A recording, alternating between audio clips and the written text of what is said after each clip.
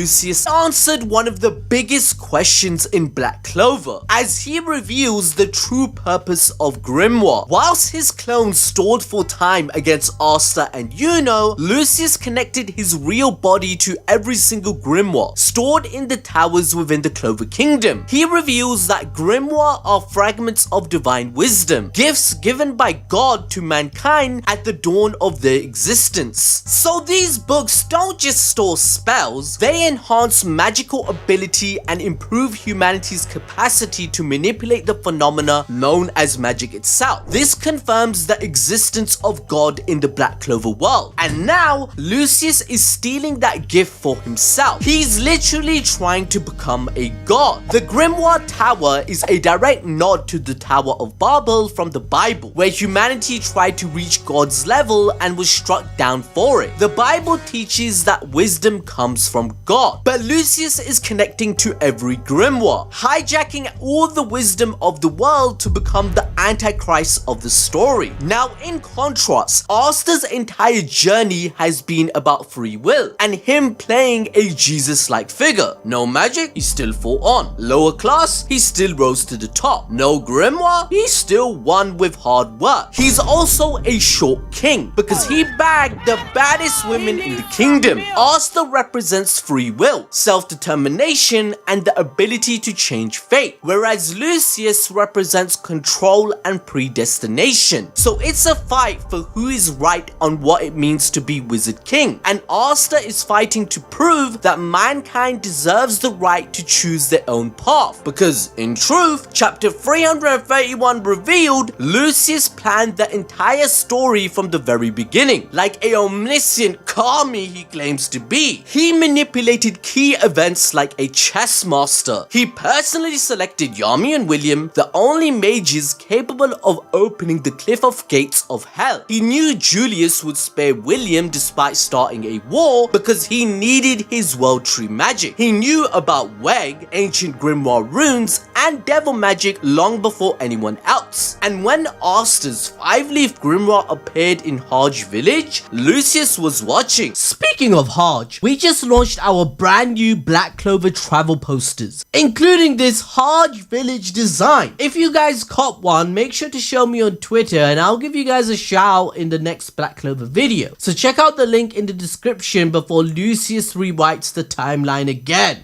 He smirked the moment he touched the anti-magic sword because he knew it could defeat Lucifero, and Dramelite then confirms it multiple times that Lucius foresaw all of this go down. The clues were always there. Even in chapter 281, Julius runs out of time magic mid-battle unexpectedly. He said himself, how could it end so soon? That's Lucius draining the stored time. In chapter 331, the clock tower starts ticking again after Julius transforms into Lucius, symbolizing time was manipulated during the entire Spade arc, and his counterpart was using stored time magic without him knowing. However, it cannot be a coincidence that Sister Lily in chapter 350 claims she prayed to God for a change to come and eradicate the classism and prejudice in the kingdom and the world. Now, what do you know? Asta was born and given to the very church she later joined, making the difference to the entire world that she wished for. We've all wondered how someone could smash Lasita considering she can literally suck the life force out of you. Well, in truth, she is actually Black Clover's iteration of the Virgin Mary. God blessed her with the flaw that would go up against Lucius, meaning Asta is Black Clover's Jesus by fundamentally changing and affecting those around him, as revealed by Lucius himself in chapter 360.